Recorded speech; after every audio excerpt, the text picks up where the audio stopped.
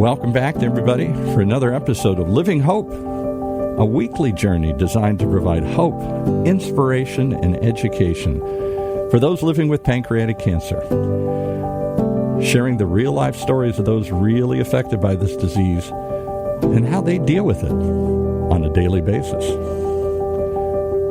With your host, the woman who's been riding this journey longer than many, 19 years and counting, Roberta Luna, welcome. Thank you. It's wonderful to be back. I love doing this show. I'm still out of my comfort zone, but we'll get there. So maybe I don't know. The biggest problem you have, we just got to get you to talk up. You want to get so soft. You're so loud in real life and so soft. Oh, thank you. I'll have to tell my kids that because they never thought that when I would yell at them. They would say, "When are you going to yell, Mom?" But well, today we're going to yell from the highest mountaintop. You have some big guests here in the world of pancreatic cancer. We were just talking to a researcher here at UCI on the phone that they're going to stop by and see later. And he says, I got to tell you, she's one of the heavyweights here. I said, okay, I didn't know that. So bring him in. Who'd you bring with you today here? Definitely a heavyweight in the pancreatic cancer world. So greatly appreciate both of them being here. I have Agi Hirschberg, who is the founder of the Hirschberg Pancreatic Cancer Research Foundation. I don't know if I got that right, but at least I got all the words in there. I know we're close. And her daughter, Lisa Manham, who is the executive director, I want to say, right. I think, if I remember correctly. Yep. Both here have a great story, and I really want to dive in and have them share that. And I want to start with thanking you both for being here. I just love you both. I'm just really happy that you agreed to do this. So I'm really happy to have you both here. Agi, I know you and Ron met, fell in love, and married in a really short time. 3 months. Wow. That was really what they call it, a whirlwind courtship there. What was it about him that made you fall in love so quickly? Oh, my goodness. Just who he was. He was just a real dynamite. And somehow we balanced each other so well almost immediately because I was a doer and he was a thinker. And the thinker has to have a doer.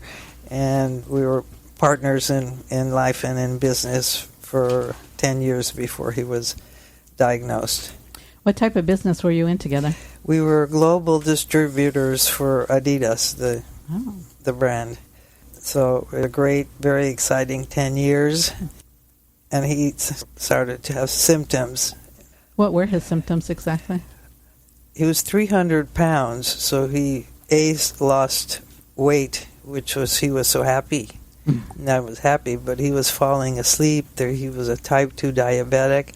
At one point, we took him to a hospital in Boston, and he was diagnosed with pancreatic cancer. And that was 1996. Because we loved each other so much and the partnership was so strong, we were partners even in this disease. So, he had to do this, I did this. So the partnership continued. And unfortunately, he passed 7 months later, and I didn't think that I could abandon what we were fighting for. We were fighting for a cure. We were fighting to live. We had, in 1996, 1% chance.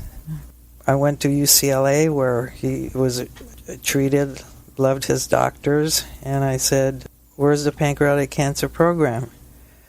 And they said, "Well, we have surgery, but we don't have a program." So I said, "In that case, you do now." Yeah. He passed away in May. By July, the foundation was formed, and we opened up the first laboratory, coordinated with Department of Surgery, early 1998. Wow, that's moved very quickly. Yeah. Well, you got married fast and you got the foundation going fast, right? I'm a fast That's mover. Right. You're a mover and a shaker. You don't let any grass grow under your feet. The only hitch that came up for me about 18 months, 2 months later, in the business world, if you start a project, making coffee cups, you have probably 18 months to get it successful. So you start it, you build it, you start selling it, and you start to get paid. That was 18 months. So I said, this is going to be so easy. Okay, it's a brand new business.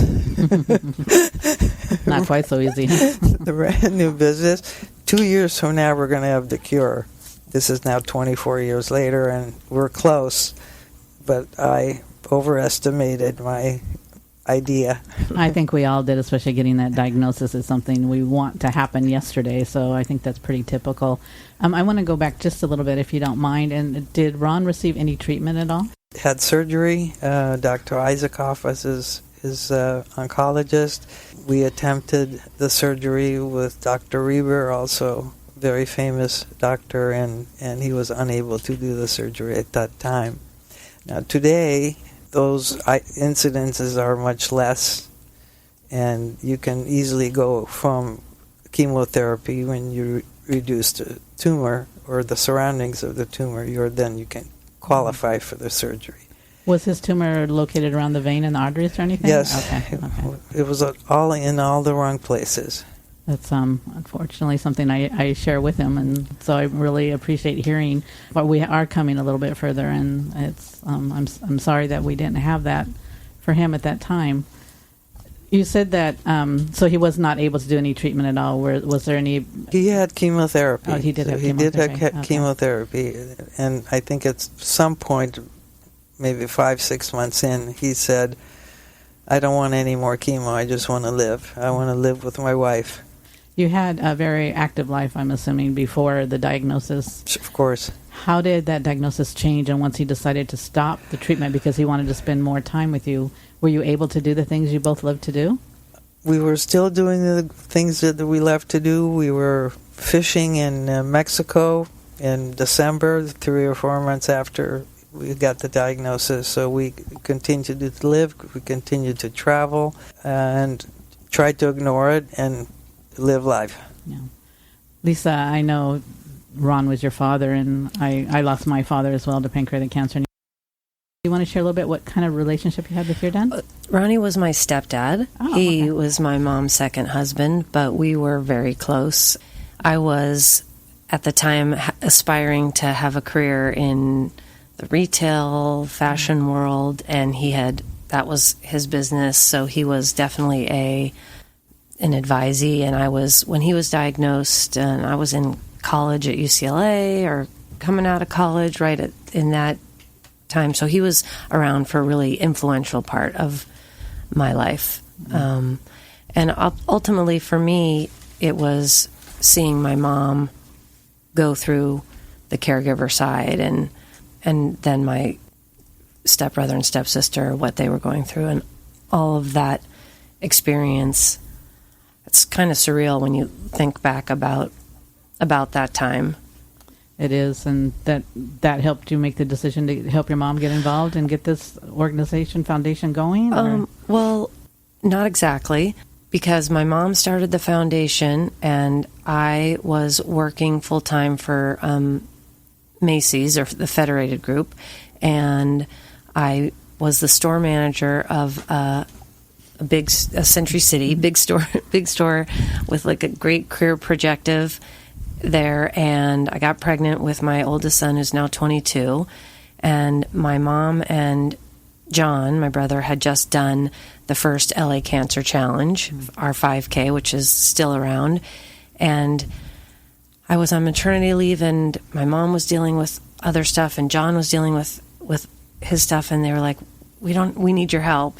So I agreed to just help while I was on maternity leave, and basically never went back. Yeah, that's how it went. And we had lots of conversations, because I had never envisioned that I would be the executive director of a foundation, or we weren't even talking about that back then. It was just, help me out. But I loved event planning, and I had a strong communications background, so I think all of that sort of really helped us in the beginning. And I remember talking to my mom and saying, like, Mom, we have a great relationship. Like, I don't want to go work with you, and then that could potentially change. Right? Change. I wouldn't want to do anything to impact our relationship. And she was like, No, this is not going. That's not what this is going to be about. I mean, by golly, we've worked together now for more than 22, 23. Yeah, almost 23 years. We see each other 6 days a week most of the time, 5 days a week. It's been a blessing from the sense of mother-daughter relationship and what we've been able to do together, and we have a really great division of responsibilities and huge respect for each other and what each other's strengths are.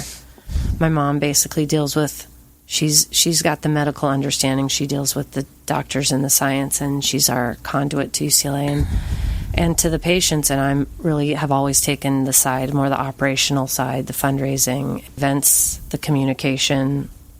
Can I just mention one thing? Ronnie was in hospice at home on bed, and he was counseling you to where you should be working, and he wasn't always happy with your choices. And then you came in, and you said where you were, and he just goes. He gave me a thumbs up. Thumbs up. It was like, and he could hardly talk, but he was so happy. Yeah, and unfortunately, these things don't end the way we want them to end, but it's refreshing and it's inspirational that you can take that pain and grief and hurt and do something positive, because a lot of people don't. They do something negative with what they're feeling and doing. And I know just for myself, just attending your symposiums for I don't know how many years now has been wonderful. So, and just watching the two of you work together, you really can feel that, and not just you, but your staff. And I know you don't have a large staff. No. Can you tell me a little bit about your staff? How many staff members you do have? We have a surprisingly small number of staff, and thank the Lord that they are dedicated. And we've built we call it a family environment, and we're really lucky. I think 4 of us were touched by pancreatic cancer, maybe even 5. Yeah. Right, personally. So that gives everybody, the energy and the heart. It's funny because I noticed that a lot of us that do have a connection, we do one of two things. We either jump in and help, or we go the other way. Do you see that as well? And do you have any explanation as to why that happens? Some people want to, I don't want to be near this cancer ever again as long as I live. I don't want to hear about it. I'm going to go into the corner. So, yes, very surprisingly how many people turn away and walk away. I'm just the one that didn't want to walk. I wanted to continue. I wanted to fight. I wanted to win. And I think that remains our challenge with now being 24 years. And we have some people who've been involved from the beginning. Thank God for them. And others who they'll come in and out. There'll be years where they have things going on in their lives that make them not able to come to the LA Cancer Challenge or be a part of the symposium or whatever. But we just try and maintain that connection and let them know we're here and we still need them. People's motivations and lives change, I guess.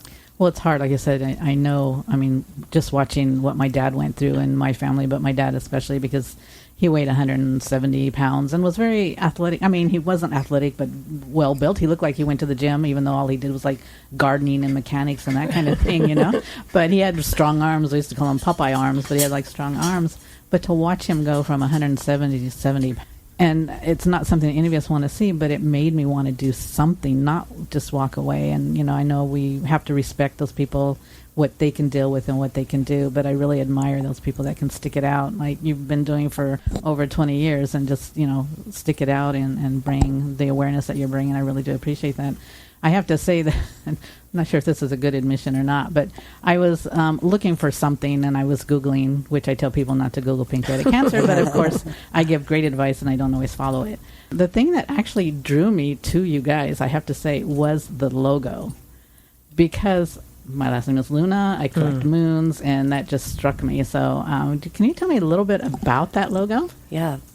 The original logo had a ton of meaning. Still does, our reiteration of our logo. The sunburst. With the moon, you had the moon, yes. And you had the rays, look like rays of sun. And it was exactly all about Ronnie's life. It was, the sunshine, the travel, the world, the stars, the water, and the 54 sort of rays around it, representing the 54 years of his life. The 4 stars were the four kids. Oh, nice. He was a avid boater and loved the ocean. That was the ocean. So yeah, there was a lot of meaning in that. And then in our reiterated version, or a more modernized, streamlined version, all of those sort of touch points are still there, just in a more It's updated a little more way. simple version. Yeah, I'll have to go back and recheck because, like I said, that logo stuck with me, and that's Yeah. actually why I contacted you Yeah. guys, because the logo is what drew me in, and that's when I found your symposium. And I don't remember how many years ago that was, but it was quite a long time ago. Yeah, Well, we've been doing it for 15 years, the symposium, so it has to be at least 15. Yeah, somewhere in there. I may not have been there in the early days, but at some point I did come in and just really appreciate the information and what you guys have done. Yeah. I know because of what we've been through with the pandemic, it didn't happen last year. Is it a chance going to come back next year? Absolutely, next April. Oh, and good. let me say to you that the two events that meaningful to me is first the symposium, because my idea was, why can't the doctors and the patients be in the same room and talk and ask all the questions and just, person to person. It turned out to be now 150 people, but the intimacy still remains, and that's so important to me. And it's very important for a doctor to touch that patient and says, Lisa, it's happy to see you. Yeah, I'm happy to see you. Just the communication and the contact. And then the second thing I love is during the summer, I had patients come to a barbecue, and we don't have a program. We don't have music. We have food. We have tables, and it's just to encourage everybody to speak to each other. And nothing is more wonderful than seeing the good-looking surgeon come in his shorts, Show off those legs. Huh? and so everybody's happy. It's just special. And it's nice to. I'm sorry. It's nice to connect with the survivors as well, because I actually thank you. I have been to a couple of your barbecues, and it's great connecting with the survivors. Yeah. And I was just going to say that it's a lot of times those conversations that happen at the table where my staff, is hearing, they're talking about what are their questions, and that's guiding us and what do we need to be including in the symposium. Because the symposium, as you know, is both part all the medical science updates and talking about every sort of different topic as it relates to pancreatic cancer, but then now we have this second half, which is a patient panel, and being able to hear from each other and hear stories and, did this work for you? Did you try CBD?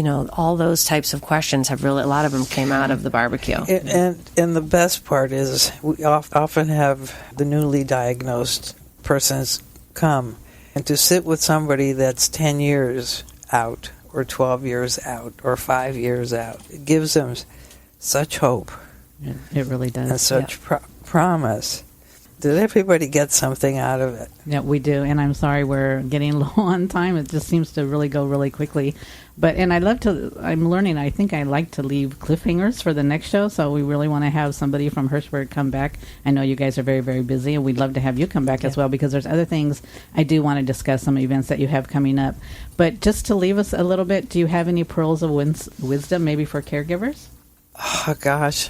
One of the things that Ronnie's doctor, Isaacov, said to me, he came to the house, visited often, and whatever I was doing, he said, Aggie, you're his wife. You're not his nurse. Be the wife. Which is very difficult to do, because that's exactly what you know is your responsibility. But I think that's one that I try to share with other families, husbands or wives, to have the moment, your moments, not just the disease. Your life is not about the disease. Your life is about your relationship, right? And how you love each other, and how can you communicate. And that's what you want to take with you. Real quick, in the last few minutes that we have, Lisa, do you want to give us the dates that are coming up? And we want to have more people coming on to talk about that in detail. But real quickly, please. Yes, absolutely. Can't wait to talk more in detail. We've got on September 12th our 9th annual Tour de Pier, which is an outdoor stationary cycling event on the Manhattan Beach Pier. It is so much fun and super inspirational. And then 1 month later is the LA Cancer Challenge 5K walk run at UCLA on Halloween morning, October 31st. Then just a week later is the LA Marathon, where we have our Hirschberg training team, a group of 30-plus runners who have been training and raising funds for pancreatic cancer. And we go out and support them and have an event to support them in their race. But for right now, if the most important thing for everybody, if you want to get involved and help, is go to tourdepier.com or lacancerchallenge.com and learn more, because both events are such a great ways to take action, to be part of the community, to be part of the cure, to join the fight. Right, and thank you very much for that, and thank you for coming, both of you. I really appreciate you guys being here, and I love you guys so much and what you're doing, and thank you for making me a part of that when we do. And again, just thank you for being here, and we look forward to having more Hirschbergs to come and talk more in detail the events that we have coming up. So You thank got you. it. Thank you. Thank you so much.